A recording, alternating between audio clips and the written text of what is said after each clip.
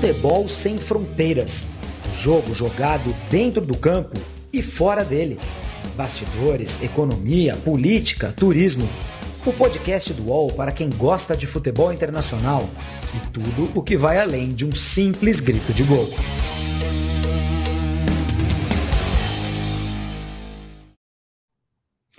Fala pessoal, como vai? Tudo bem? Muito bom dia, boa tarde, boa noite para você que está acompanhando a gente no canal Futebol Sem Fronteiras ou no canal UOL. Essa é a edição número 61 do Futebol Sem Fronteiras. Tem um convidado super especial aqui, o Rafael Oliveira, que para mim é o melhor comentarista de futebol que tem hoje em dia, nesse mundão aí afora, uma enciclopédia. A gente está em data FIFA. O Jamil Chad continua por aí, né? O Jamil Chad hoje não pode participar com a gente, deve voltar na semana que vem. Já voltou para Genebra, pelo menos. Tem data FIFA, tem jogos importantes de seleções na quinta-feira, na sexta, sábado, domingo, segunda, terça, tem muito jogo. E são os últimos jogos antes da Copa do Mundo, né, minha gente? Porque a Copa do Mundo é curtinha esse ano. Os caras vão se apresentar para as seleções uma semana antes. Não tem um período um pouquinho mais longo, como geralmente a gente tem nas Copas, das últimas Copas todas disputadas no meio do ano. Dessa vez o período é mais curto e esses amistosos de seleções não europeias ou os jogos da Liga das Nações, da Nations League, que são disputados pelas seleções europeias, esses jogos são os últimos, são as últimas chances de técnico observar, decidir quem convoca, quem não convoca. E tem uma galera aí, Rafael Oliveira, bom dia, meu amigo, tem uma galera que não fez exatamente parte dos planos, ou se fez de uma maneira bem assim, secundária, né, bem periférica, de seleções importantes, Brasil, França, Alemanha, tem uma galera pedindo passagem. E essa data FIFA talvez vá mostrar pra gente se esses caras já vão virar aí titulares e vão chegar na Copa com espaço ou ainda não. Alguns podem ser convocados, outros não. Vamos falar um pouco desses caras, Rafa, tudo bem? Tudo bem, Júlio? Obrigado pelas palavras, pelo convite. Um abraço ao Jamil, que não está aqui com a gente também, mas fica o abraço. Eu, ao contrário de muita gente, adoro data FIFA. Então, eu adoro acompanhar futebol de seleções e a construção até a Copa do Mundo. E agora a gente já está na Copa do Mundo praticamente, né? Então, como você falou aí, eu até fiz uma listinha, assim, são mais de 40 jogos para ficar de olho entre quinta e terça, para ter uma ideia de quanta coisa que vai acontecer aí, com últimos ajustes e tal. E o legal é que, assim, são estágios completamente diferentes de trabalho. Então você tem, por exemplo, no Marrocos, o Walid Regragui estreando como treinador. No Irã, o Carlos Queiroz reestreando como treinador na última data FIFA antes da Copa, enquanto outras seleções estão ali nos ajustes finais, em definições de time titular. Muitas mudaram de técnico em 2022. Enfim, tem muita coisa para prestar atenção e a gente vai falar sobre alguns desses jogadores, como você disse, que estão tentando ganhar espaço. O Irã indo para a bola de segurança, né? O Carlos Queiroz, e que estava agora no Egito, né? Acabou não se classificando para a Copa, né? Com o Egito, perdeu para Senegal, do Mané. Infelizmente tivemos Mané versus Salah, né? No sorteio das eliminatórias africanas. Senão talvez o Egito tivesse conseguido se classificar para a Copa do Mundo. Pegou Senegal, que é campeão africano. E o Carlos Queiroz, num grupo, né? O grupo do Irã, Rafa, que dá para passar, hein? O Inglaterra, Estados Unidos e País de Gales ali, de repente o Irã, naquelas retranquinhas do Carlos Queiroz ali, consegue dar trabalho. Deu trabalho para a Espanha e para Portugal na Copa da Rússia em 2018, né? Deu muito trabalho nos dois jogos. Né? Para mim foi o grupo mais legal da última Copa, inclusive, foi esse. E é que a gente vai ter que ver se vai dar tempo para ele ajustar também esse lado defensivo, né? Porque o trabalho dele na década passada foi muito bom na seleção do Irã. Vai pegar alguns caras ali, né? Ainda deve dar. E não, é a seleção toda dele. A seleção toda, todo mundo que tá lá, ele conhece, trabalhou em algum momento. A lista até tinha sido feita pelo treinador anterior, porque a demissão foi agora na virada do mês, quando teve a eleição na federação do Irã. Mas aí ele só fez questão de acrescentar 2 nomes que tinham trabalhado com ele. Um deles, o Purali Ganji, que era zagueiro titular dele durante um bom tempo e tal. Então, assim, ele vai recorrer a um grupo que ele conhece. E é uma seleção do Irã que melhorou de lá para cá, inclusive. E o Irã joga com quem agora nessa data FIFA, Rafa? Eu tenho que pegar aqui a listinha dos amistosos. Eu não tenho de cabeça, não. Achei que você me pegou. Não, eu tenho a listinha aqui, tem que olhar. Tem que olhar, daqui a pouco eu checo aqui. E no caso de Marrocos, o nosso amigo que nunca consegue chegar na Copa, né? Ele tem um nome tão difícil que sempre dá um jeito de tirar o cara da Copa, né? Vahid Halilhodzic. Mais uma vez, É, classifica uma seleção e não vai para a Copa. O Irã pega Uruguai e Senegal, são os amistosos dessa data FIFA do Irã. Bons jogos testes aí para o interessantes. Irã. Mas o É. Halilhodzic, assim, no caso de Marrocos, existia já toda a certeza de que ele não ficaria. Porque ele tinha brigado, tinha conflito com todas as principais estrelas do Marrocos, praticamente. Então, assim, era natural que teria uma queda de braço durante o ano, e nesse cabo de guerra aí ele perderia, como perdeu. E aí o Ziyech já foi convocado, o Regragui foi o treinador do Wydad Casablanca, que foi campeão da Champions Africana, inclusive. Então, assim, ele tem prestígio no país, o futebol de clubes no Marrocos é forte dentro do cenário africano. E agora alguns caras foram reconvocados. O Ziyech é o principal deles, mas o Masraoui, por exemplo, lateral direito em Ajax, agora no Bayern. Então, assim, a seleção dá uma encorpada. A questão é o que vai ser do time, né, coletivamente falando. Não, e o técnico era bom, tanto que classificou, que ele foi demitido pelo Japão antes da Japão, Costa do Marfim, isso. Foram essas Japão, duas, Costa do né? Marfim são as duas que eu me lembro. Antes classificou as duas para a Copa e antes da Copa foi demitido e agora classificou o Marrocos para a Copa e antes da Copa foi demitido. O cara não consegue ser técnico numa Copa do Mundo, bósnio. Impressionante, realmente. Mas legal, vamos falar um pouquinho das promessas, então. E eu quero começar falando do Pedro. A gente vai falar hoje de Pedro, de Tchouaméni, Camavinga, dupla. Não são o mesmo cara, hein, meu? Já tá todo mundo colocando o Tchouaméni e Camavinga sempre na mesma frase, né? Os caras estão no Real Madrid, agora na seleção francesa e tal. O Tchouaméni e o Camavinga são jogadores diferentes. Me parece que o Tchouaméni é um jogador mais pronto do que o Camavinga. Daqui a pouco a gente vai falar deles, a gente vai falar do Musiala, a gente vai falar dos caras que Gana, né, tá convocando, o Iñaki Williams, o Lamptey, jogadores que não são nascidos em Gana, do Petkovic da Croácia, e tem umas coisas interessantes. O Petkovic, o Musiala, o Enzo Fernandes da Argentina não estão no álbum de figurinha da Copa, hein? Não estão no álbum de figurinha da Copa, mas possivelmente estarão na Copa, e vamos ver o que esses caras vão fazer na data FIFA. Mas eu quero começar pelo Pedro, quero começar até, Rafa, com uma pergunta que já foi mandada aqui pelo Thiago Soares, no nosso chat, participe, hein? Inclusive assine, você que é fã do Rafa, está chegando pela primeira vez aqui no Futebol Sem Fronteiras, faça sua inscrição no Futebol Sem Fronteiras, aqui a gente fala bastante de futebol e do outro lado da bola. Hoje a gente vai falar mais de campo, bola, a gente fala muito, eu, Jamil Chad, convidados, sobre o que move o futebol, né? As engrenagens do futebol, o que está acontecendo por trás, às vezes, de uma convocação, de uma contratação. Mas o Thiago quer saber aqui, Rafa, qual seria o seu Brasilzão titular? A gente vai ver o Brasil jogar contra a Gana com uma formação diferente, né? Nessa sexta-feira, com o Paquetá de segundo volante, na dúvida entre Vinícius Júnior e Rafinha, bota logo os dois, Neymar e o Richarlison como um 9. Acho interessante esse teste do Tite, mas qual que seria o seu Brasilzão titular? E aí a gente já engata na conversa sobre o Pedro. Eu acho que essa formação que o Brasil está testando para a data FIFA, e é válido esse teste, eu enxergo mais como um plano C do que como uma possibilidade assim de começar. Para mim, a dúvida entre planos A e B está justamente na questão de ter ou não um 9 para que o Neymar jogue como 9 ou como 10. Eu acho que essa é a grande dúvida. Mas eu acho que a seleção que vai começar a Copa, e aí indo para essa resposta, ela tende a ser com o Neymar como 9 para ter os Vinícius Júnior. Eu não acho que necessariamente precise ser o Neymar como 9 para ter o Vinícius Júnior, tá? Mas olhando pela cabeça do Tite, hoje me parece que a diferença do plano A para o plano B é tirar o Vinícius Júnior, colocar o 9, empurrando assim o Neymar, trazendo o Neymar, né, de 9 para 10 e abrindo o Paquetá na esquerda. Essas são as duas opções. Na cabeça do Tite, aparentemente, a não ser num plano C que ele está testando agora, vai precisar ter um meia, um articulador na linha dos 3 meias. E o Neymar, apesar de ser um armador, não é visto como um articulador. Então seria ou o Paquetá ou o Coutinho. Para mim são as duas principais opções aí de meias do Brasil, o Paquetá largando na frente. Então essa formação do Paquetá basicamente como segundo volante, eu acho que ela vai ser mais emergencial. Tá perdendo um jogo na Copa, precisa arriscar um pouco mais, recua o Paquetá para a posição, para a função ali mais próxima da que o Fred faz, vai ter o Neymar por trás de um centroavante, sem abrir mão do Vinícius.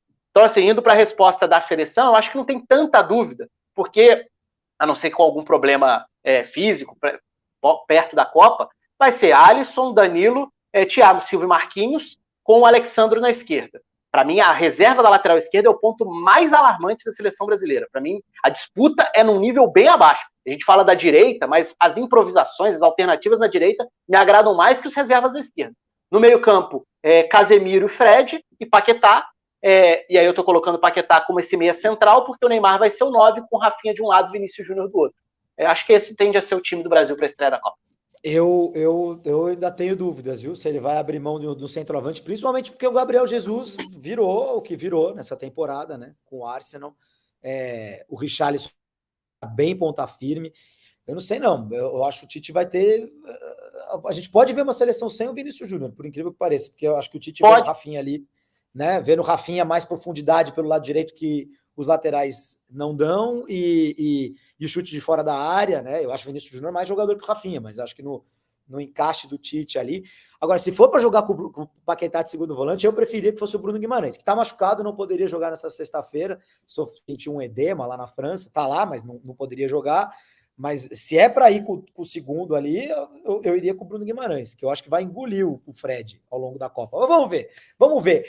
Quem está na França é o Pedro. Vamos voltar para o nosso mote aqui da edição 61 do Futebol Sem Fronteiras. Os caras que não fizeram parte do contexto das seleções nos últimos 4 anos, desse ciclo de 18 a 22, um ciclo grande, um ciclo de 4 anos e meio, né? Porque a Copa do Mundo é no final do ano, então o ciclo foi maior do que o normal, uma pandemia no meio. Então tem caras que não fizeram parte dos ciclos, que talvez se a Copa do Mundo de 2022 tivesse sido em junho, eles não estariam convocados, mas que agora, de repente, podem aparecer. Podem aparecer não só nas convocações, como nos times titulares. Um deles é o Pedro. Se a Copa do Mundo fosse em junho, o Pedro não estaria sendo convocado, não estaria na lista do Tite. Mas na Copa do Mundo 2022, me parece que ele é quase uma certeza, Rafa. Agora, será que o Tite vai usar o Pedro? Será que o Tite já viu o suficiente e não quer nem abrir o jogo para outras seleções do que o Pedro pode ser capaz? Tem muita gente achando que o Pedro vai ser titular na Copa do Mundo. Para mim, ele é o terceiro na ordem ali, Gabriel Jesus, Richarlison, Pedro, na cabeça do Tite. Não estou dando minha opinião. Como que você acha que vai ser esse uso do Pedro nesses amistosos Gana, Tunísia?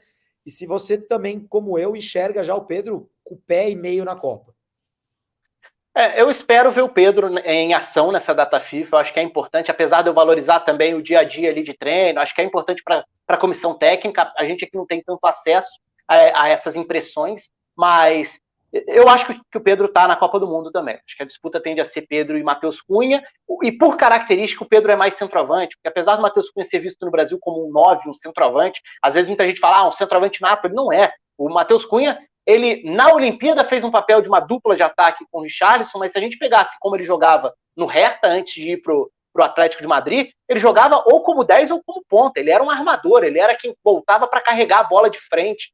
Então, assim, ele pode jogar como 9, mas ele não é um centroavante. E eu acho que a característica de centroavante faz com que o Pedro pule etapas e mesmo sem entrar em campo, basicamente, esteja com a vaguinha dele quase certa na Copa do Mundo. Acho que o Pedro vai estar lá sim, agora não como titular. Até porque a gente já falou sobre uma variação que vai determinar aí quem vai ser titular ou não, né? Vai jogar com o 9 seria Gabriel Jesus ou Richarlison. Acho que mais o Richarlison, pelo menos por enquanto, em termos de opções na seleção brasileira, apesar do início de temporada do Gabriel Jesus. Eu acho que o Pedro tende a ser um reserva importante. Mas aí tem uma contradição. Um reserva importante que não necessariamente vai entrar muito. Porque se o Brasil tem tantas opções de ataque com jogadores de muita mobilidade, eu acho que a característica do Pedro vai ser uma opção para mudar cenários. Então, assim, se você quer ter um cara, se a saída de bola não está encaixando, você pega um adversário que está pressionando muito bem o Brasil.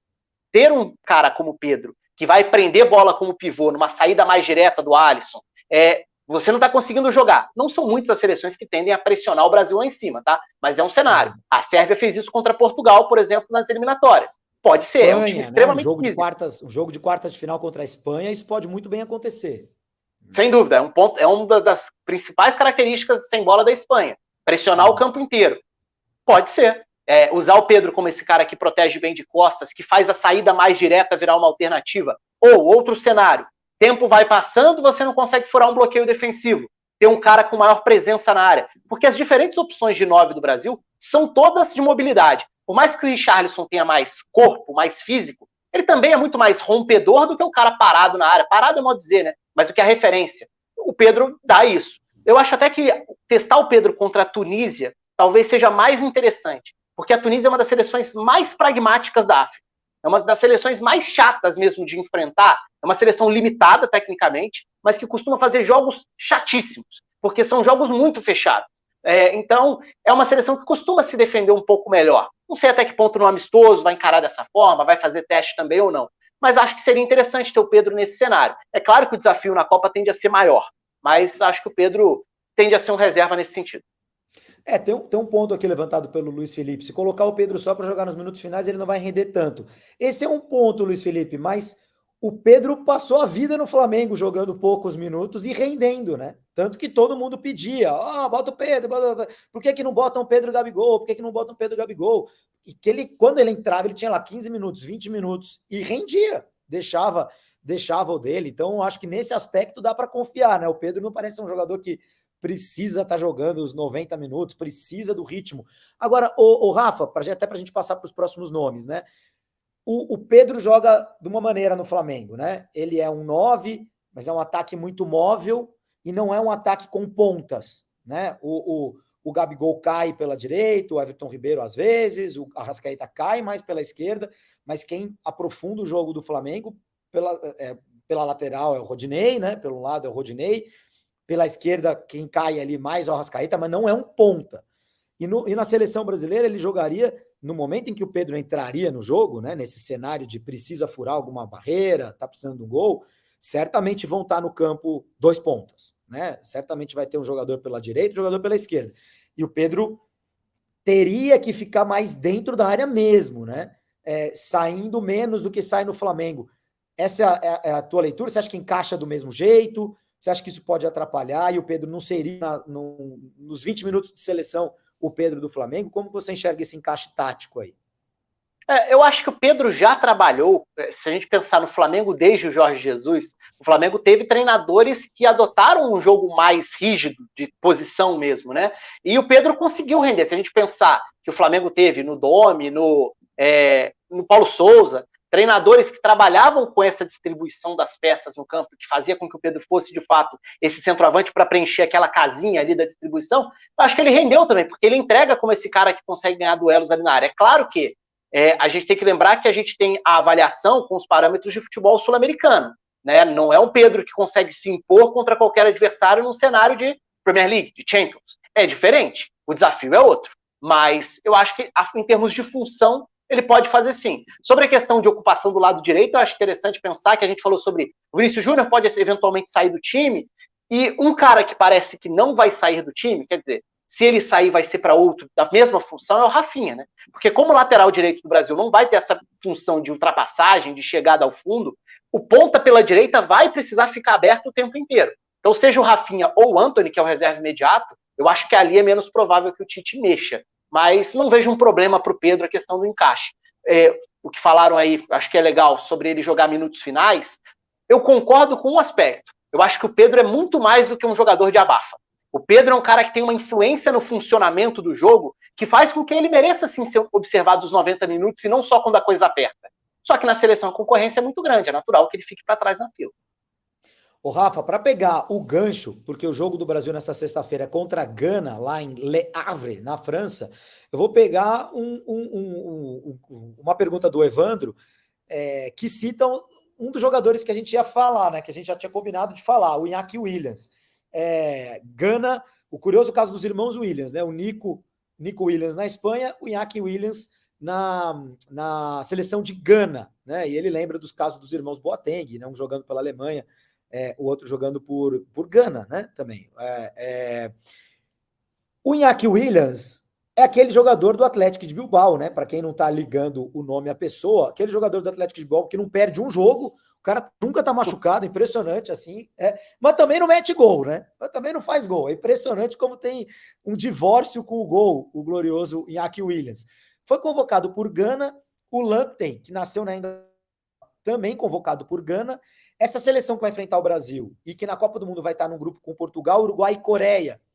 Acho difícil o Gana conseguir se classificar nesse grupo, mas se classificar, possivelmente será adversária do Brasil nas oitavas de final, né? Uma chance grande. O que Gana está fazendo, Rafa, em cima da hora, aí nessa data FIFA, nesse amistoso contra a seleção brasileira, chamando jogadores que não estão no álbum da Copa, porque nem tinham sido convocados ainda? Esse é um aspecto interessante, porque assim, não é particularidade de Gana, né? Tem muitas seleções fazendo isso. O treinador, a seleção de Gana trocou de técnico depois da péssima Copa Africana que fez no início do ano. E assumiu o Otto Addo, que foi jogador de seleção na Copa de 2006, inclusive. E qual que é a questão? Ele disse, eu sou um filho da diáspora. Então, assim, qual que foi um papel que ele começou a fazer nesse período para a Copa do Mundo? Começar a pensar em filhos de pais de Gana que nasceram em outros países, já que esse fluxo migratório é tão grande por diversos motivos no planeta. Esse é um fenômeno que tem acontecido muito. Se a gente for olhar nas eliminatórias, a Jamaica fez muito isso na CONCACAF na reta final, Camarões agora está tentando fazer, Gana muito, porque Gana naturalizou esses dois, mas 3 da Alemanha também. Então, assim, tem um pacote novo de jogadores de Gana, muito em função desse trabalho do Otto Addo, que é o novo treinador. Gana é uma incógnita como time, porque, assim, eu não imaginava que Gana fosse chegar ao Mundial. Gana não fez um bom ciclo. Né? Foi um acidente total de percurso, né? Foi Gana que tirou a Argélia? Não, foi Camarões. Não, foi Camarões. Gana tirou a Nigéria. Mas também esquisito, né? Também não estava bem, que também não estava bem, mas tinha deixado impressão melhor na Copa Africana, chegava como favorito e acho até que tem mais jogadores de qualidade hoje. Gana está num processo de meio que renovação. Gana teve um grande sucesso ali com a geração 2006, 2010, né? Só que vários desses jogadores já envelheceram, já encerraram carreira, então assim, aquele ciclo, aquela geração já ficou. E alguns remanescentes ainda têm influência, Jordan Ayew, André Ayew, o Thomas Partey já é meio do caminho, já é mais jovem, mas assim, não tem aquele mesmo número de jogadores que Gana teve em dado momento da década passada. E agora esse é o desafio, é tentar montar uma nova seleção. Só que isso acontecendo meses antes da Copa. Então, quando a gente fala do Iñaki Williams, acho que é um jogador que pode sim acrescentar, porque Gana agora tem uma nova leva de jogadores jovens mais promissores. Jogadores que estão começando a se desenvolver, por exemplo, para citar o Mohamed Kudus, está muito bem no Ajax. Ele há 2 temporadas chegou no Ajax. Né? Ele está jogando muito bem. Ele era uma revelação do Nordjylland da Dinamarca, que tem um projeto de ligação direta com o continente africano, então leva muitos jogadores de Gana para lá, e acaba que ajuda a preparar, a desenvolver. E 2 desses caras são caras para prestar atenção. O Kudus é um dele, que sofreu uma lesão grave quando chegou no Ajax, então só agora ele está conseguindo ter continuidade, e o outro é o Kamaldeen Sulemana, que foi pro Rennes, foi jogar na França. São jogadores jovens que estão prontos aí para serem trabalhados pela próxima década na seleção. Só que ainda falta companhia num bom nível. E acho que é um pouco por aí o que Gana está fazendo. O Iñaki Williams pode ser o 9, talvez jogando com o Kudus encostando nele. Aí Kamaldeen Sulemana como um dos pontas. O Lamptey teve bons momentos na Premier League, acho que é um bom reforço para a lateral direita, mas eu ainda acho que Gana ainda é uma incógnita como time. Assim, me surpreendeu chegar até a Copa do Mundo e acho que vai ter alguns reforços daqui até lá por conta dessas naturalizações. O Gana enfrenta o Brasil nessa sexta-feira, depois faz um amistoso contra a Nicarágua. Eu não sei se esse amistoso está mantido, tá? Mas está marcado aqui, Nicarágua e Gana. E aí, mas já tem um amistoso antes da Copa, interessante, né? Suíça e Gana, no dia 17 de novembro, 3 dias antes da abertura da Copa do Mundo, Suíça e Gana vão fazer um amistoso. Gana precisa realmente de tempo para adaptar esses caras, esses estrangeiros, né? Jogadores que nasceram fora de Gana, mas que são descendentes. Tem várias seleções. Qual foi a seleção? Teve uma seleção na África que a gente comentou lá na Band, né, Rafa? Burkina Faso, que acho que tinha 1 ou 2 só que tinham nascido no país. Acho que era Burkina Faso, né? Tem muitas seleções que vivem essa realidade. Todo mundo nasce na França e depois vem jogar pelas seleções africanas. Vamos falar da seleção da França. Por falar em França, a França já está fora da Nations League, né? Ela tem 2 amistosos contra a Áustria nessa quinta-feira e contra a Dinamarca na segunda, e o jogo da Dinamarca na segunda ou no domingo? No domingo, dia 25 domingo, né? Domingo. Dinamarca e França no domingo. E esse jogo de Dinamarca e França, obviamente, ele chama atenção porque é um jogo de Copa do Mundo também. Eles estavam no mesmo grupo em 2018 e estão no mesmo grupo em 2022, que é um grupo bem parecido, né? França, Dinamarca, Austrália e Tunísia. Na outra Copa do Mundo era França, Dinamarca, Austrália e Peru. Um grupo quase igual, mas com uma Dinamarca mais forte. A França faz esses 2 jogos, Rafa. A França eu não sei se a gente pode chamar de França em crise, mas o fato é que nos jogos de junho ela perde da Dinamarca, empata com a Croácia 1-1, empata com a Áustria 1-1 e perde para a Croácia em casa por 1-0, uma Croácia já envelhecida. Ah, mas na Nations League ninguém dá bola, né? Cara, ninguém quer chegar na Copa do Mundo só perdendo. O time, no mínimo, perde confiança. Agora, o que apareceu de novo para essa França aí, Rafa, além, obviamente, do retorno do Benzema, que hoje é um bola de ouro, retorno já desde o ano passado, quando jogaram a Eurocopa, essa dupla de volantes do Real Madrid, Camavinga, Tchouaméni. O Tchouaméni, o próprio Real Madrid, não sabia se dava para contar com o Tchouaméni como um titular logo de cara no lugar do Casemiro, né? Bateu um certo pânico ali, caramba, né? Mas venderam o Casemiro quis ir. E o Tchouaméni parece titular do Real Madrid há 10 anos, né? O cara tá jogando muita bola. É difícil imaginar uma França sem o Tchouaméni hoje, né? O Kanté, por exemplo, já não tá nem perto do mesmo nível de 2018. Tem o Camavinga. Como que você vê a chegada desses volantes aí num contexto de seleção francesa tentando se reencontrar em busca do bicampeonato? A França passa por uma situação delicada muito perto da Copa. Primeiro, assim, sobre Nations League, a França nessa semana vai definir se vai ser rebaixada, né? Pode cair para a Liga B, pode cair para a segunda divisão. No momento é a lanterna do grupo. Então, claro, isso mais até do que assim um vexame, coisa do tipo, porque a Nations League pode ser encarada de diversas formas. No mínimo, seria perder a chance de enfrentar adversários do primeiro nível nas próximas datas FIFA, né? Que é algo importante, que é muito valorizado dentro da Nations League. Porque ser rebaixado significa sair. Antes da Euro de 24, né? Quer dizer, você vai treinar fazendo 6 jogos contra seleções médias em vez de 6 jogos contra a Itália, Alemanha, Inglaterra, Espanha. Exatamente. Mas assim, falando sobre o time, tem alguns assuntos fora de campo que são problemáticos, né? A questão do Mbappé levantou sobre direitos de imagem, né? Em relação ao peso que é dado para os jogadores, a tipos de patrocínios, de acordos que são feitos, desenhados para a Copa do Mundo. Esse é um assunto importante de se resolver. Tem o outro lado que vai para aqueles conflitos, Pogba, família, etc. Esse é outro. Mas se a gente ficar dentro de campo, a lista de lesionados da França é assustadora perto da Copa. Se a gente for pensar, eu tinha feito uma listinha aqui, e nem estão todos, mas assim, de lesionados nessa data FIFA. Lloris, Jean, Theo Hernandes, Camará, Rabiot, Lucas Hernandes, Kimpembe, Konaté, Kanté, Pogba, Benzema e Coman. Só aí tem um time de lesionados. E vários são importantes. Por exemplo, Benzema, óbvio. Kanté e Pogba. E aí a gente entra na dupla de volantes do Real Madrid. Kanté e Pogba já estão fora há algum tempo. Dá para a França imaginar que vai chegar à Copa com Kanté e Pogba, que são a dupla titular, formam a dupla titular da seleção? Eu acho cada vez menos. Então eu acho que essa data FIFA para a França vai ser importante como encaminhamento de uma possível dupla de volantes para a Copa. E eu acho que o meio-campo da França já está definido no sentido que vai ser Tchouaméni mais um. O Pogba muito provavelmente não vai chegar à Copa do Mundo, e se chegar, vai chegar longe da melhor condição. O Kanté, sim, tem tempo que ele não consegue essa continuidade toda. Será que ele vai se recuperar bem até a Copa? Se ele tiver condição de jogo, ele é o titular ao lado do Tchouaméni, e acho que os dois até são muito complementares, porque aí isso faz com que o Kanté não precise jogar naquela função do primeiro volante. Ele pode percorrer uma faixa maior do campo. Né? Mais de 8. E ele tem essa capacidade. Né? E ele tem essa capacidade de arrancar com a bola, de puxar essas transições, de se lançar o ataque. E o Tchouaméni, hoje, pela forma como ele se consolidou no Real Madrid, mas por como ele já vinha jogando na seleção, para mim ele já é o titular da posição.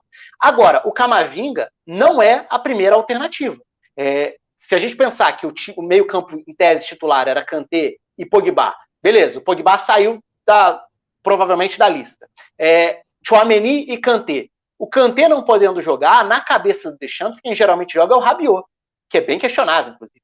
Mas, não sendo o Rabiot, será que é o Camavinga? O Rabiot foi cortado por lesão agora. Ainda tenho dúvida. Pode ser o Guendouzi. Então, assim, eu acho que essa disputa está mais aberta e vai ser importante prestar atenção nessa data FIFA. Dentre esses, acho que o Camavinga é a melhor opção. No mundo ideal, o Camavinga seria, na minha cabeça, uma ótima opção de segundo tempo, mas não o titular. Para mim, o ideal seria ter Tchouaméni e Kanté para a Copa. E a França tem outra questão para resolver, né? Vai jogar com 3 zagueiros ou linha de 4 na Copa. E aí, quando o Coman se machuca, vira um problema. Sem Lucas Hernandes, que faz muito bem esse papel do zagueiro pela esquerda, outro problema. São vários os problemas para a linha de defesa.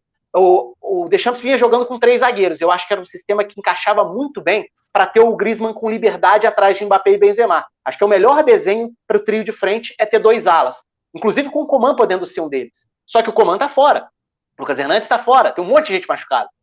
Na data FIFA de junho, ele voltou a jogar com linha de 4 algumas vezes. Enfim, a França tem muito mais problema do que parece. Nos meus bolões, a França não aparecerá como campeã do mundo, hein? Em 2018 aparecia em quase todos ali. Eu estava na dúvida entre França e Brasil. No fim das contas, acabou dando França. Em 2018, eu tô com a mesma certeza que eu estava no ano passado, viu, Rafa? Também não apareceu em nenhum bolão meu da Euro como campeã a França. Eu acho que é uma seleção que é isso, deu uma desencontrada. E o Griezmann, que você citou, né? O Griezmann joga meia hora por jogo. Por uma questão de contrato, né? Por uma questão senão ele jogaria mais. Exatamente. Não, ficou claro isso, né? Porque no jogo do Atlético de Madrid contra o Real Madrid, ele foi titular. O Simeone falou, não, aqui eu vou ter que botar de titular. Mas o Griezmann também já não vive o Griezmann não é o Griezmann de 2018, né? Já não é um jogador tão... Mas eu acho que na seleção ele tem esse peso. Eu acho que na seleção, assim, eu vou fazer uma comparação que teoricamente não tem nenhum sentido, porque a comparação óbvia é outra.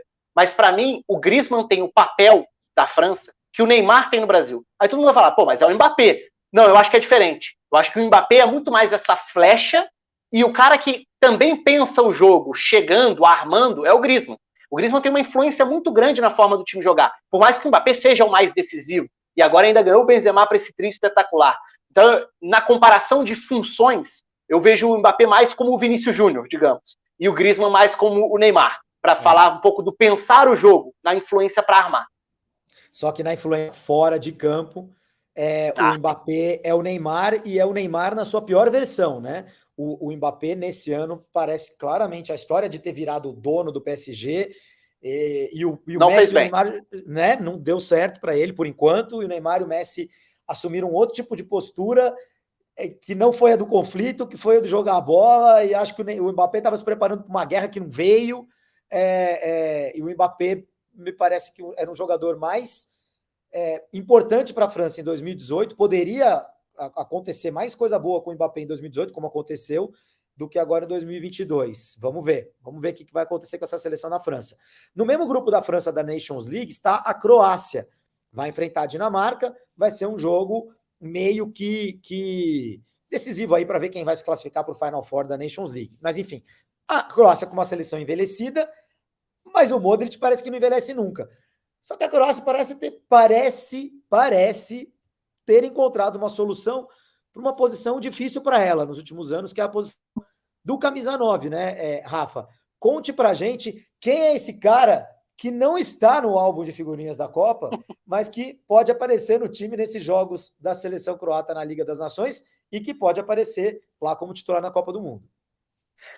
O Bruno Petkovic. O Bruno Petkovic é um nome que teve uma passagem sem sucesso algum pelo futebol italiano, mas que no Dinamo Zagreb já vem algumas temporadas jogando bem. O Dinamo Zagreb sobra no futebol local, né? O Dinamo Zagreb é um grande revelador de talentos da Croácia, ganhou 16 dos últimos 17 campeonatos na Croácia, então tá todo ano brigando para chegar na Champions, nem sempre consegue a fase de grupos, muitas vezes vai para a Europa League. Há 2 temporadas, ele começou a aparecer muito bem, ainda com o Dani Olmo jogando junto com ele, né, como armador, depois o Dani Olmo iria para o Leipzig, e o Bruno Petkovic cresceu muito, assim, como um 9 pivôzão mesmo, como aquele cara que protege bola, que tem alguma habilidade com a bola para achar soluções.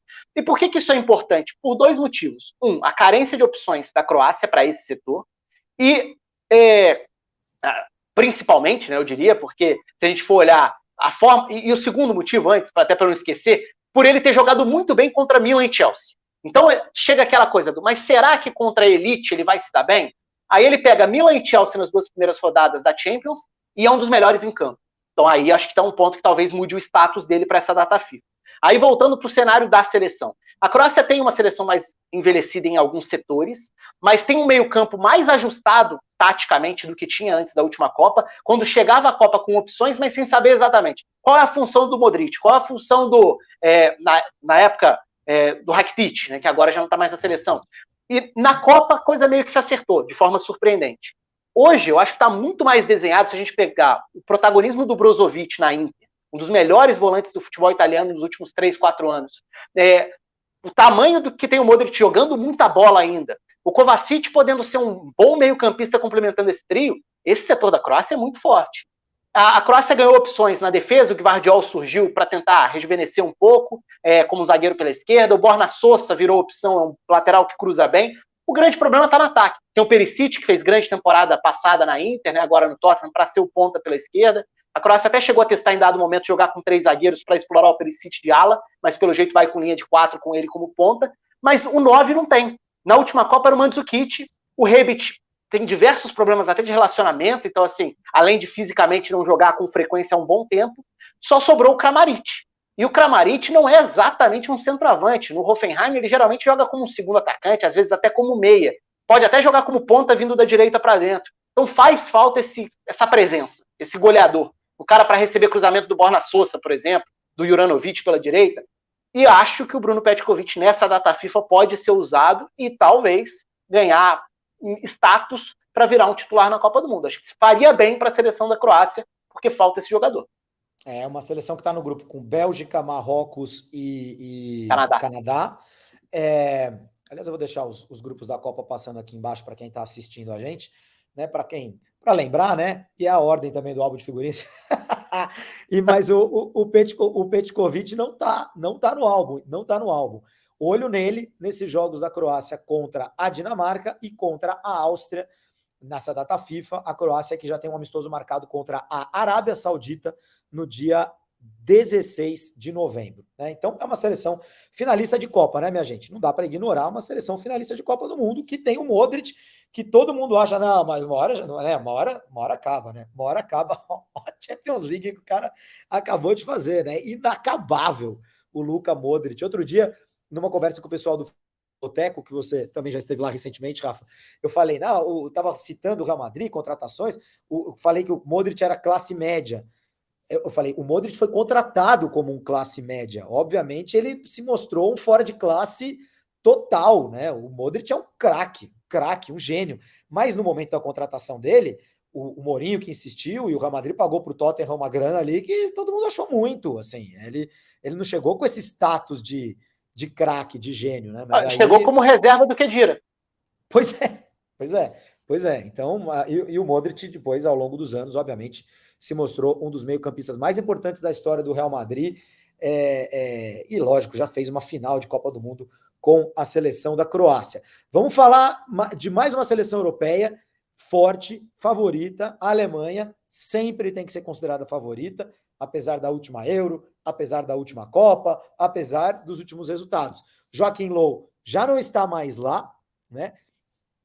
O Hansi Flick, que era auxiliar do Joachim Löw, que estava na Copa do Mundo, por exemplo, de 2014, auxiliar do Löw, assumiu o comando técnico do Bayern, brilhou com o Bayern, foi o técnico campeão daquela Champions League na bolha de Lisboa. O Hansi Flick hoje é o técnico da seleção da Alemanha, então é pequeno o parâmetro que a gente tem sobre o que a Alemanha pode fazer, mas os jogadores estão lá. E tem um cara, Rafa, que está se destacando muito nesse ano, que é o Musiala, jogando bem pelo Bayern de Munique. Também não está no álbum da Copa do Mundo, mas a gente tem que ficar de olho nele nessa data FIFA, né, Rafa? O Musiala é mais jovem, né? Tem 19 anos, mas já são 2 temporadas muito boas no Bayern. Ele terminou muito bem a temporada passada e agora começa a temporada sendo um dos protagonistas também. Às vezes ele até sai do time, tem as variações da forma de jogar também, mas acho que a maturidade dele para ser esse meia que consegue ligar, conectar as peças, pode jogar por dentro, pode jogar vindo de fora para dentro. Eu acho que ele é um jogador que, pelo que tem jogado, é difícil abrir mão numa montagem de time. O problema é que a Alemanha tem muita opção, né? Não que seja um problema, mas assim, problema na hora de tentar enxergar qual vai ser a opção do Hansi Flick. A Alemanha tem dúvidas em relação a qual vai ser o sistema, né? A gente fala do Brasil na lateral direita. A Alemanha também, nessa convocação, a Alemanha não tem nenhum lateral direito de ofício, né? Porque o Klostermann está machucado. Então a Alemanha tem o Hoffmann, que é meia, que pode jogar de lateral, ou os diferentes zagueiros que podem jogar na lateral, o Sully, o Kerr, para citar alguns. Mas por que isso é importante? A Alemanha pode jogar com linha de 4 ou 3 zagueiros. Se for com 3 zagueiros, acaba diminuindo uma das vagas lá na frente. Então, teoricamente, tem muita gente para brigar por 3 ou 4 vagas. Vamos lá, o Toni Kroos se aposentou da seleção. O Kimmich vai jogar com alguém ao lado dele. Esse alguém eu acho que é o Goretzka pela intensidade, pela capacidade para pressionar e recuperar a bola, e até porque o Hansi Flick teve muito sucesso jogando com essa dupla. Mas o Gundogan corre por fora, teoricamente é um reserva para o Goretzka. E acho que o Musiala entra na briga para ser um dos 3 homens de frente, ou 4, mas aí a lista é grande, eu até tinha feito uma listinha aqui, ó. Vamos lá, Gnabry, Thomas Müller, Sané, Musiala, Marco Reus, Havertz e Timo Werner. São as opções, todos esses por 3 ou 4 vagas. E aí depende de características das escolhas do Hansi Flick também. Vai jogar com um 9, porque a Alemanha não tem esse 9, né? Vai jogar com um 9, esse 9 vai ser o Timo Werner, vai ser o Havertz, vai ser o Gnabry. Todos eles podem jogar como 9. Vão ser 2 ou 3 meias encostando. Então tem várias questões táticas para resolver. Mas acho que o Musiala hoje, pela bola, é um cara que pode ter um papel importante. Faltou visão para a Alemanha lá atrás. Tinham que ter nacionalizado o Lewandowski, que nem fizeram com o Klose, né? Imagina, Lewandowski, esses anos todos na Alemanha, a história talvez tivesse sido diferente, né? Mas não, o Lewandowski obviamente estará na Copa, mas com a camisa do país dele, com a camisa da Polônia.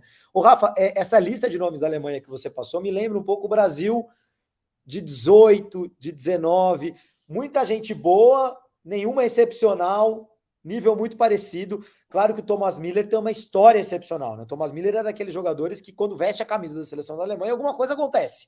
Tem muito jogador que é assim com seleção. Inclusive, na minha opinião, o Richarlison com a seleção brasileira. Veste a camisa e joga mais do que joga. E consegue entregar resultados. Agora, o Sané, por exemplo, é um cara que eu sempre achei meio enganadorzinho, mas agora tá bem. Nessa temporada tá bem. O Timo Werner, o Havertz, perderam espaço. Marco Reus acabou de se machucar, né? De novo, tem que ver se vai chegar na Copa. Não foi tão grave, são só semanas. Não foi tão grave, mas é um cara que sempre pode acontecer alguma coisa com o Marco Reus, né? A Alemanha joga com a Hungria e com a Inglaterra, né? Na segunda-feira tem Inglaterra e Alemanha, e tem essa disputa pela primeira, que é um grupo que tem a Itália também, mas a líder é a Hungria na Nations League, né?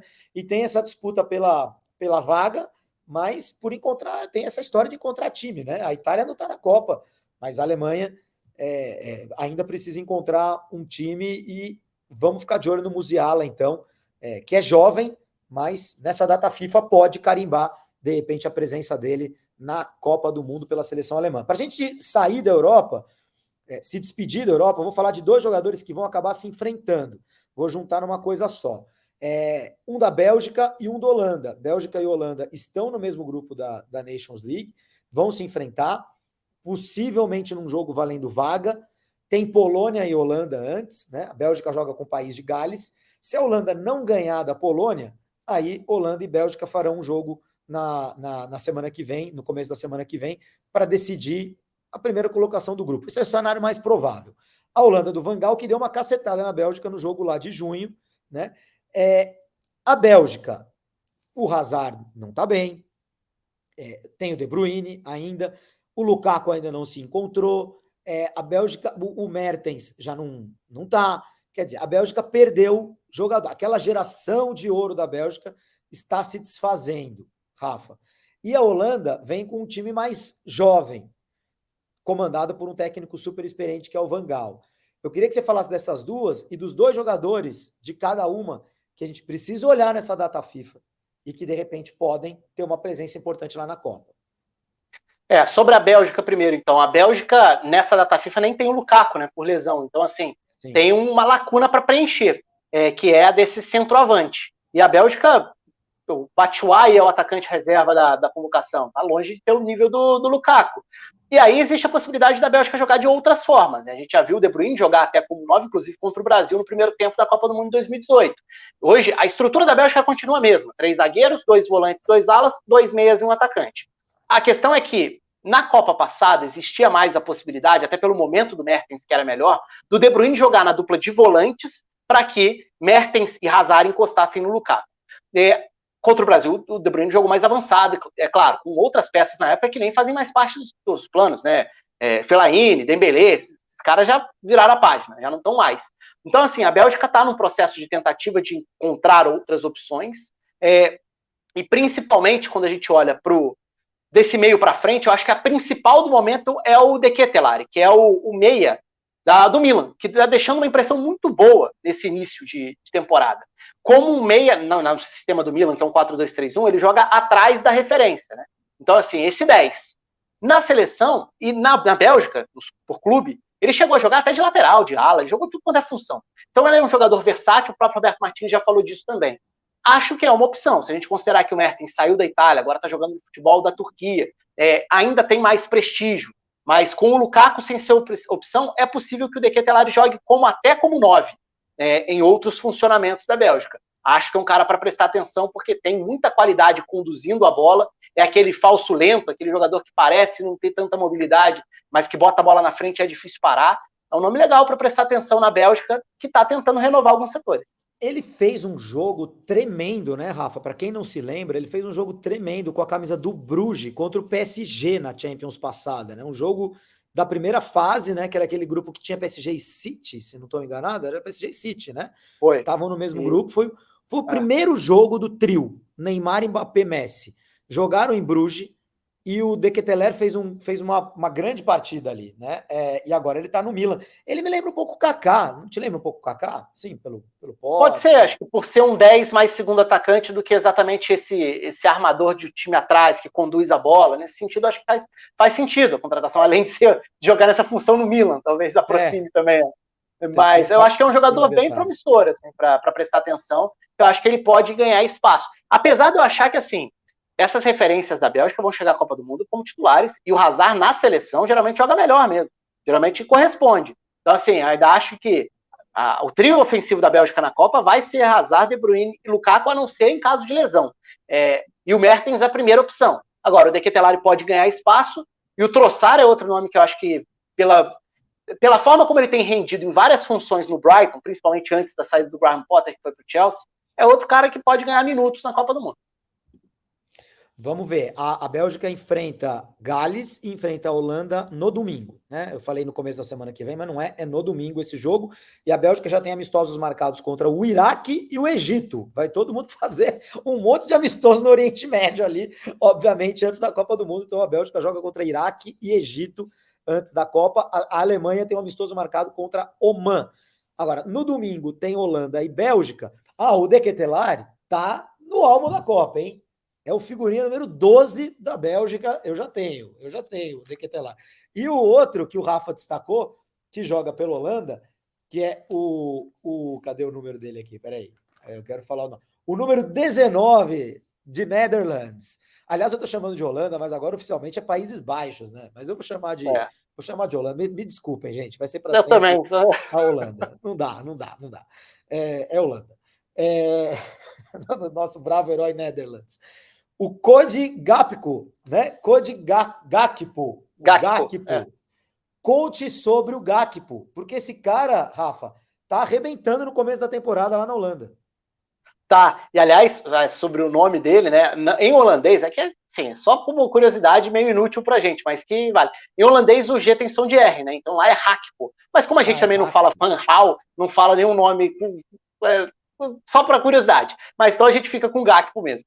Ele tá voando. Uma espécie de Pedro deles, no sentido de ser... Não tô falando por estilo, aí você vai falar sobre isso, mas no sentido de ser um cara despontando no futebol local, né? Não lá no altíssimo nível da Europa ainda, no nível holandês, uma solução caseira ali para uma Copa do Mundo.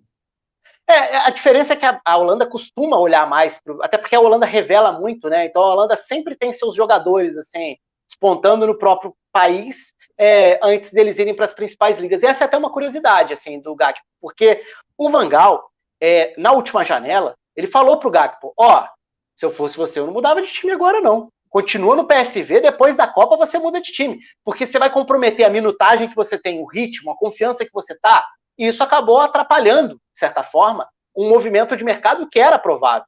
Eu acho que é comparável, o status do Gakpo agora, eu acho comparável ao do Depay na Copa de 2014 com o Van Gaal também. Lembra que o Depay estava surgindo como uma promessa, ele acaba sendo o melhor jogador jovem da Copa até, ele estava surgindo como uma promessa, e depois acabou indo para o Manchester United, onde não deu certo e tudo, rodou, mas não atingiu o nível que se imaginava. Mas o Gakpo tá muito bem na Eredivisie, né? O Gakpo são 7 rodadas do campeonato holandês, ele tem 8 gols e 6 assistências.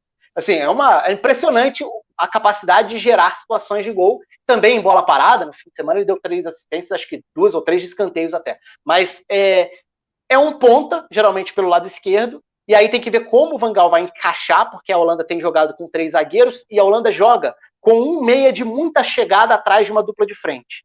Esse meia de muita chegada geralmente é o Berghuis, mas, eventualmente, pode até virar o Gakpo, para ser esse cara de velocidade mesmo, correndo nas costas do volante adversário. É um pouco como o Van Gaal enxerga essa função. Eu acho que é um cara que pode ter minutos, pode ter mais importância do que parece quando chegar à Copa do Mundo. São jogadores que estarão, tanto o Gakpo como o De Ketelaere, são jogadores que estarão na data FIFA, não, como são jogos importantes, né? Como são jogos que valem, vamos ver em que nível de teste, né? Que o Van Gaal e que o Martinez, que nível de teste eles vão querer fazer, né? Ou se vão jogar pensando mais realmente no resultado.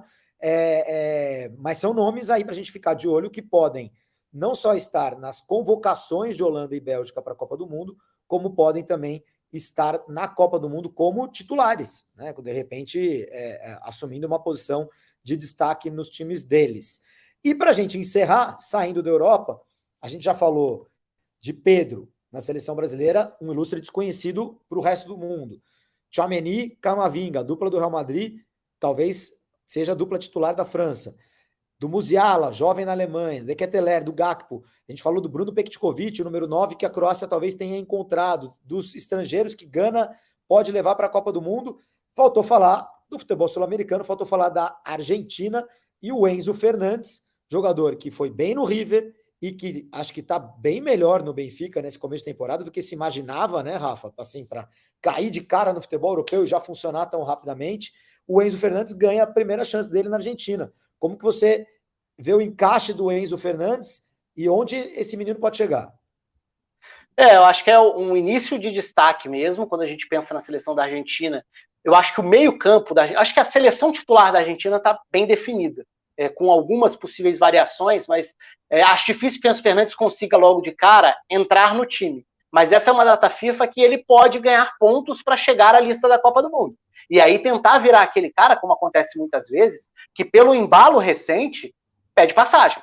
Então, a forma como ele chegou no Benfica, ele já tinha um protagonismo muito grande no River, mas ele chega no Benfica que tem uma forma de jogar muito interessante, mas que demanda muito com o Roger Schmidt no comando, que é um treinador que é muito da forma de pressionar, da intensidade. Eu acho que é uma característica de um meio-campista que é completo no sentido de poder fazer diversas funções. Ele pode ser uma alternativa interessante. É que assim, a Argentina hoje tem, quando a gente olha para o meio-campo, um time muito técnico, né? O Paredes podendo ser um primeiro volante de distribuição, o Depou sendo um jogador que conduz muito bem a bola, tem bom passe, tem chegada. O Guido é opção, né?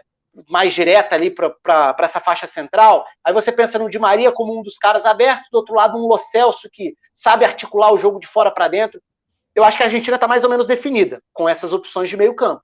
Mas o Enzo Fernandes pode aproveitar essa data FIFA para deixar o recado dele, do tipo, eu sou um cara para estar na Copa. Ele e o Thiago Almada são as novidades, né, da Argentina para o setor de meio campo, funções diferentes. Mas acho que dos dois, o Enzo Fernandes pode carimbar o passaporte dele. O Almada que está no futebol dos Estados Unidos e que era do Independiente, não é? O Almada era do Vélez, né? Do Vélez, o Almada era do Vélez? Tinha um menino bom no Independiente. O do Independiente era o Ezequiel Barco, que foi que foi lá atrás, ele fez uma boa Sul-Americana na época contra o Flamengo até, né, quando foi campeão, aí ele foi para o Atlanta United, onde está jogando o Thiago Almada também, que foi do Vélez. Lá, o Almada também. O Argentina, o Brasil, você vê, o Brasil faz amistosos contra Gana e Tunísia, duas seleções africanas. O Brasil tem no grupo 2 europeias, não poderia enfrentar nenhuma europeia, nem Suíça, nem Sérvia. E Camarões, escolheu testar ali com algo parecido com Camarões. A Argentina vai fazer amistosos na sexta-feira contra Honduras e na terça-feira contra a Jamaica. Então a Argentina vai jogar contra Honduras e Jamaica.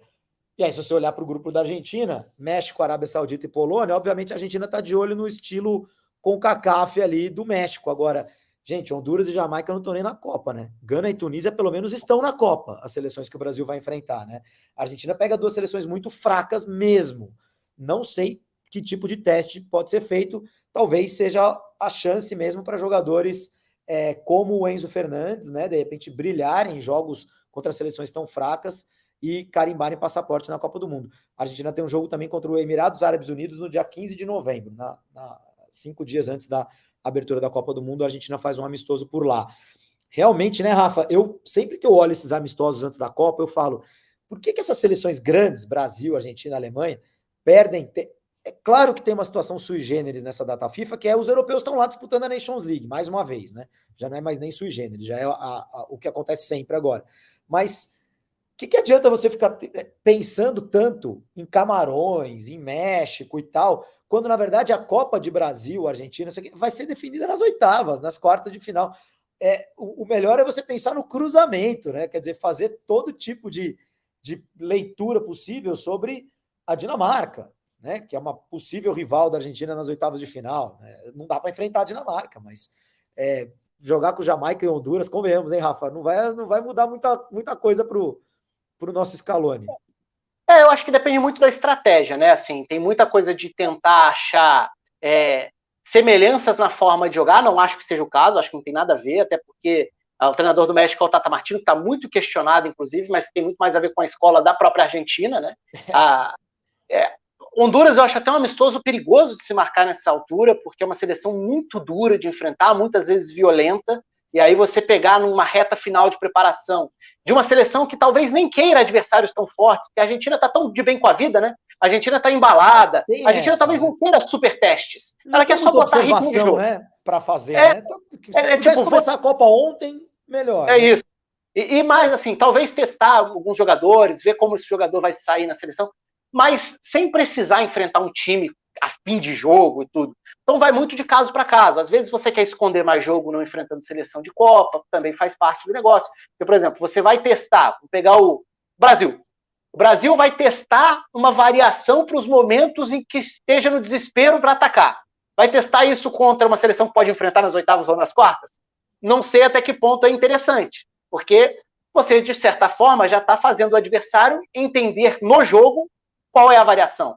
Não que seja surpresa, porque hoje em dia não existe surpresa. Todas as seleções assistem todos os jogos de todas as seleções para que vão enfrentar. Então a informação é mole, mas o enfrentamento em campo ali, às vezes é melhor evitar. Então vai muito de estratégia para estratégia mesmo de cada uma, mas essa escolha, principalmente de Honduras, da Argentina, eu acho bem questionável, porque numa dessas você perde um jogador lesionado num amistoso desse.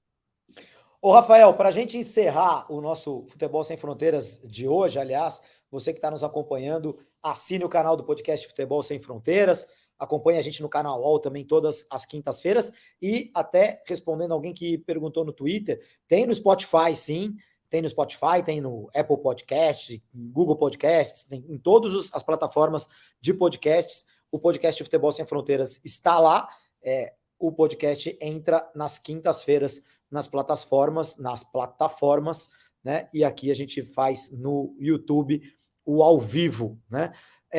Rafa, antes da gente encerrar, e já te agradecendo, eu quero que você conte para as pessoas quantos jogos de futebol você assiste por dia. Como que você vai fazer para assistir esses 40 jogos aqui da Data FIFA? Porque eu sei que você vê tudo. Eu não sei quantos jogos eu vejo por dia, depende da rotina também, do tempo de sono, da madrugada mais ou menos dormida, dependendo do choro que tem no quarto ao lado. Então, assim, depende, mas tento ver bastante. E, na verdade, como eu sou meio maluco por preparação de seleção para a Copa do Mundo, eu tô aí já tem uns 2, 3 meses em que todo o tempo meu que sobra, não é bem que sobra, mas assim, todo o tempo que eu posso, eu direciono para estudar as seleções. Então, assim, essa data FIFA eu estou encarando meio que como a Copa. Eu já quis chegar nessa data FIFA tendo uma boa noção de o que poderia ser de diferente nas listas, até para entender quais testes poderiam ser feitos, e a Copa vai ser meio que o segundo passo. Então é esse nível de loucura, assim. Eu pretendo assistir pelo menos parte de todos os mais de 40 jogos. Aí eu tenho um programinha, né, pago de análise de desempenho, que eu tenho todos os jogos à disposição, posso ir assistindo. Não vou ver tudo ao vivo, mas vou ver tudo nesse próximo mês, aos pouquinhos, para ir anotando o que tiver que anotar e tudo. Mas estamos aí, no clima de Copa já. Você assiste jogo inteiro assim na velocidade normal ou às vezes você bota 1 × 2 assim para dar uma passada? Não, depende. Depende. Às vezes acelera, às vezes pula. Esses programas têm algumas funções que são bem legais. Por exemplo, você consegue ver só o tempo útil dos jogos. Então, quando a bola está parada, eles já cortam e aceleram para quando a bola está em jogo de novo. Então, você transforma um jogo de 90, 100 minutos, às vezes em 50, 60. Então, tem algumas coisas que otimizam, dá para acelerar alguns períodos. Eu fico mais de olho em padrões, principalmente de início de jogo e de situações. Precisou variar porque está perdendo, ou vou variar porque estou ganhando. O impacto das substituições. Então, eu foco mais nessas fases do jogo. Você é o cara, Rafa. Só conheço 2 caras igual o Rafa, assim, para ver tanto jogo e acompanhar futebol desse jeito. O PVC, óbvio, né? Que é a enciclopédia nacional. Um beijo pro PVC, adoro o PVC. E na Espanha, o Julio Maldonado, o Maldini. O Maldini é um cara que também assiste tudo, sabe tudo. O lateral direito do outro, daquele time lá da terceira divisão da Bélgica, você fala, caramba, meu, como é que esse cara consegue... O que ele faz no resto do dia, né? Eu, por exemplo, gosto de jogos de tabuleiro, minha gente. Então, às vezes eu assisto jogo de futebol de menos, porque eu fico jogando Mars e Ticket to Ride com os amigos. É isso, às vezes é hobby, né? Mas é gosto, porque o gosto maluco também é legal para essas horas. Eu costumo falar muito isso, que eu adoro ver futebol alternativo, porque eu acho que em algum momento isso vai me servir para alguma coisa. Então, assim, às vezes você tá vendo um negócio que não tem pé nem cabeça, mas aí depois de uns 5 anos aparece alguém que você viu jogar lá atrás e é super legal. E aí você vai criando umas curiosidades meio malucas, tipo, Senegal, rapidinho assim, Senegal, nessa convocação não chamou o lateral esquerdo titular do ciclo inteiro, porque ele encerrou o contrato com um time que era um dos piores da segunda divisão na França, tá sem clube, e agora prestes a começar a Copa, Senegal não sabe o que vai ser para lateral esquerdo. E aí até convocou um alemão naturalizado e tal, enfim. E essas coisas eu acho legais de acompanhar, porque aí você vai com um radarzinho ligado, né? Tipo, nessa data FIFA Senegal, eu vou ficar de olho nos testes para lateral esquerda. O Jacobs foi convocado, o Cis não. E aí vai. Loucuras.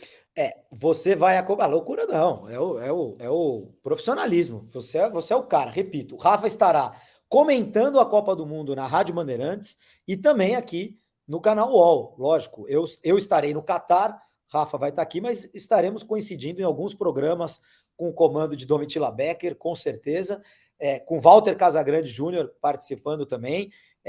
O UOL manda grande equipe para lá, parte da equipe fica aqui e o Rafa vai estar também na Rádio Bandeirantes. Imagino que em programas da Band também, na TV aberta, né, Rafa? No Band Esportes. No Band Esportes, onde estarei também. Imagino, né? Estarei também. Certamente estarei ao vivo no Band Esportes, como estou todos os dias lá no Band Esportes depois. E no meu YouTube também. E no YouTube do Rafa também. E acompanha aqui também. Hoje em dia é o seguinte, informação, só fica desinformado quem quer, minha gente. Muito obrigado pela presença de vocês aqui no podcast Futebol Sem Fronteiras. Valeu, viu, Rafa? Obrigado, eu que agradeço pelo convite. Eu empolgo falando de Copa, então, assim, dava para ficar até dia 20 de novembro falando aqui. Melhor parar. Um abraço, valeu. Um abraço. Antes da Copa, eu te chamo para mais um, então, para gente passar limpo como é que estão as seleções depois dessa data FIFA e antes da Copa do Mundo. Obrigado, Rafa. Obrigado para você que nos acompanha aqui no canal UOL e no podcast Futebol Sem Fronteiras. Até a próxima. Futebol Sem Fronteiras. Jogo jogado dentro do campo e fora dele. Bastidores, economia, política, turismo. O podcast do UOL para quem gosta de futebol internacional e tudo o que vai além de um simples grito de gol.